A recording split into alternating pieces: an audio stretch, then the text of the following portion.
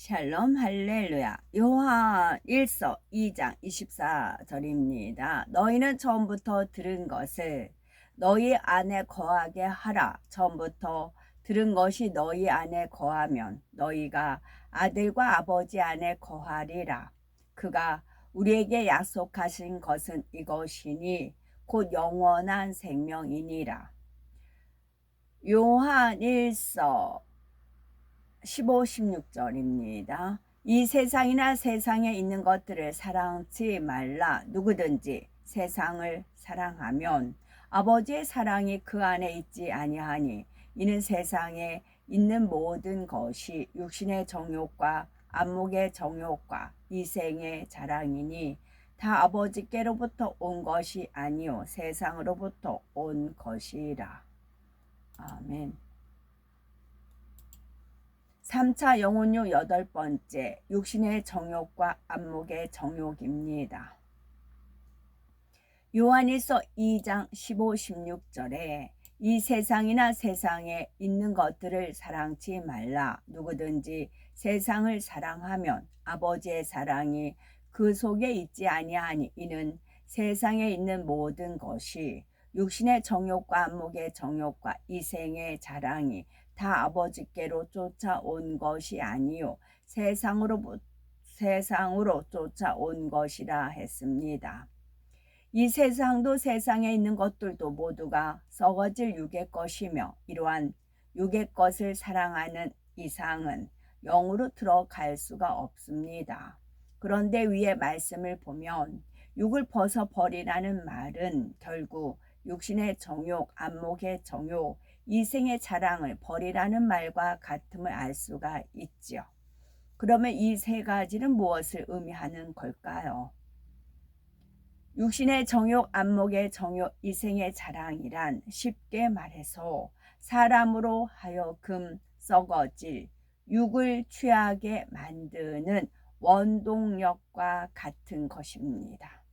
사람으로 하여금 육을 좋게 느끼고 사랑하게 하며 세상 것들을 취하게 만드는 힘이 되는 것이지요. 창세기 3장 6절은 여자가 그 나무를 본즉 먹음직도 하고 보암직도 하고 지혜롭게 할 만큼 탐스럽기도 한 나무인지라. 여자가 그 실과를 따먹고 자기와 함께한 남편에게도 주매 그도 먹은지라 했습니다. 즉 하와가 선악과를 따먹으라는 뱀의 미혹을 받았을 때 선악과가 먹음직스러워서 육신의 정욕을 자극하며 보암직도 하니 안목의 정욕을 일으키고 지혜롭게 할 만큼 탐스럽다는 것은 이생의 자랑도 불러일으키더라는 것입니다. 하와가 이 정욕들을 받아들이니 선악과를 따먹고 싶다는 마음이 들게 되고 따먹기에 이르렀지요.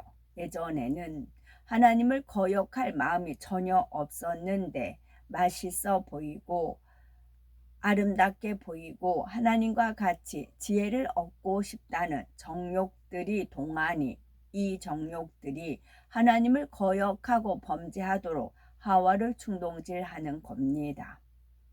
비록 이렇게 죄악이 좋아 보이고 사랑스럽게 느껴져서 육신의 일을 행하고 결국 육체의 일까지 범하게 만드는 원동력이 육신의 정욕, 안목의 정욕, 이생의 자랑입니다. 그래서 우리가 육을 벗어버리기 위해서는 가장 먼저 이 세 가지를 끊어버림으로 육을 취하기 원하는 마음이 발동하지 못하도록 막아야 하는 것입니다. 그런 후에 마음에서부터 육을 벗어나가야지요. 그런데 우리가 죄에 물든 세상에 있는 것들이 얼마나 무가치한 것들인지 먼저 깨달으면 이런 정욕들을 더 쉽게 끊을 수가 있습니다. 만약 하와가 이 선악과를 따먹는 것이 곧 사망이요 엄청난 고통의 길인 줄 알았다면 그것이 보암직하고 먹음직하고 탐스럽게 느껴졌을 리가 없습니다. 먹고 싶기는커녕 만지기도 바라보기도 싫었겠지요. 마찬가지로 이 세상 육의 것을 취한 그 결과로 얼마나 고통을 받게 되는지 알게 되고 최후에 당하게 되는 지옥의 형벌이 얼마나 두려운 것인지를 정녕 깨닫게 된다면 육을 추구하는 마음들을 쉽게 버릴 수가 있는 것입니다. 지옥의 형벌을 조금이라도 느끼면 버리게 돼요. 지옥. 육을 벗어버리기 위해서 가장 먼저 끊어야 할 세 가지입니다. 첫째는 육신의 정욕. 육신의 정욕은 사람으로 하여금 육신을 쫓아 범죄하게 하는 속성입니다.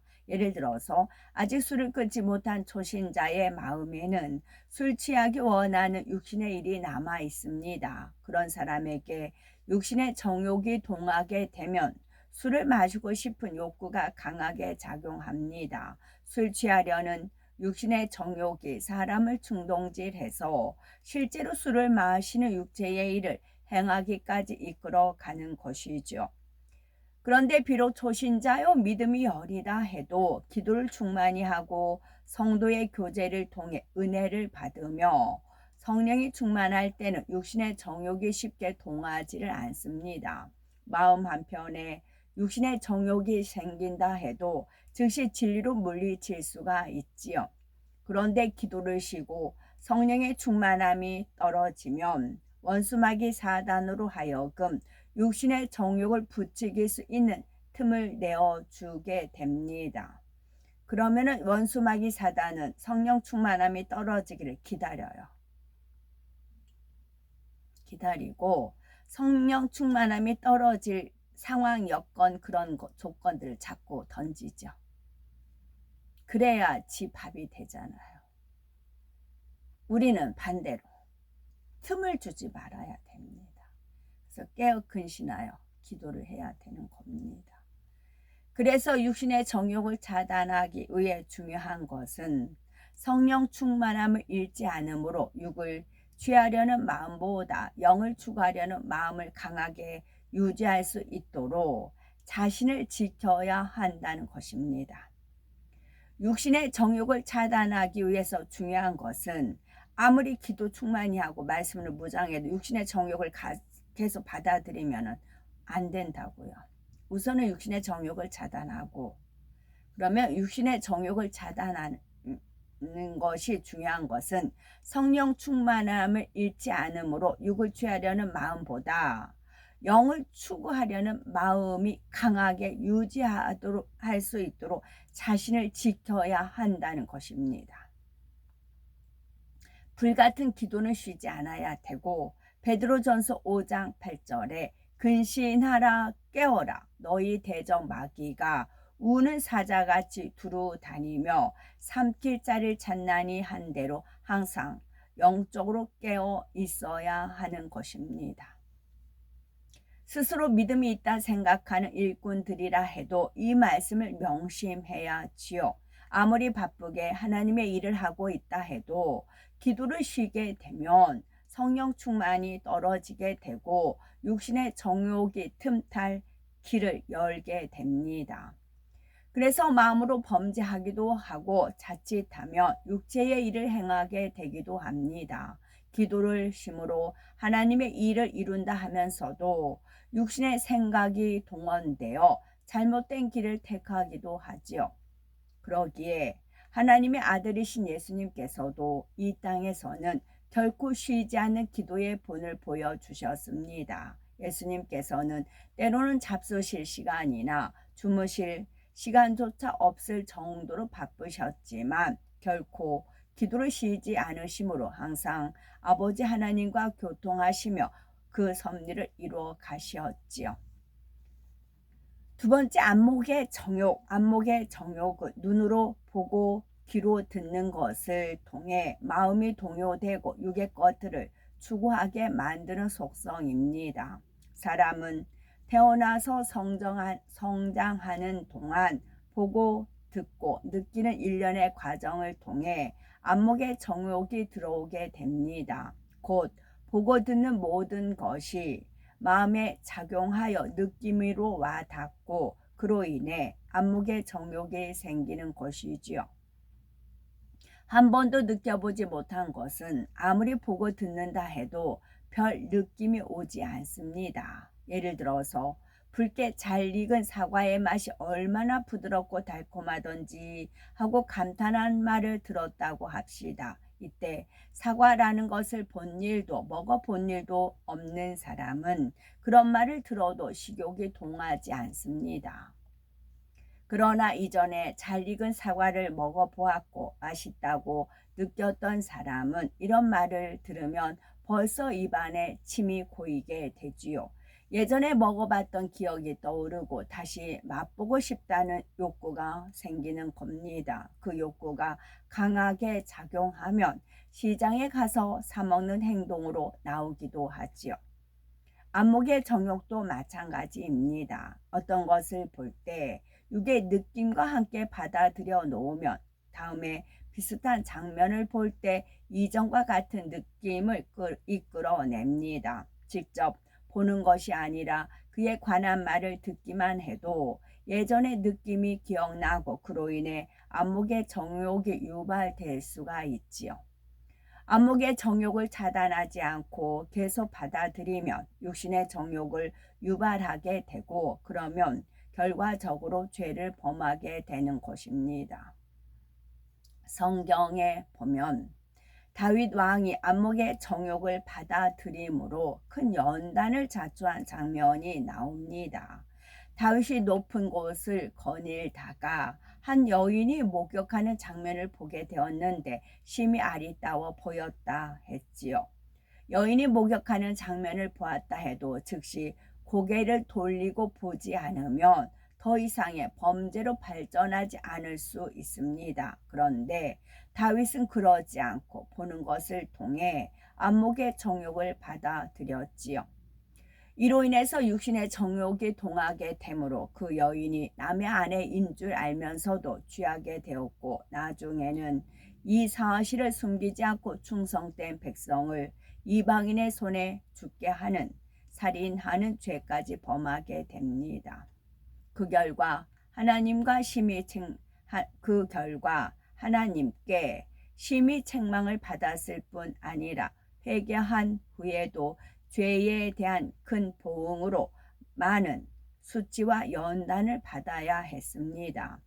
한순간의 안목의 정욕을 차단하지 못함으로 심히 고난의 세월을 보내야 했던 것이죠.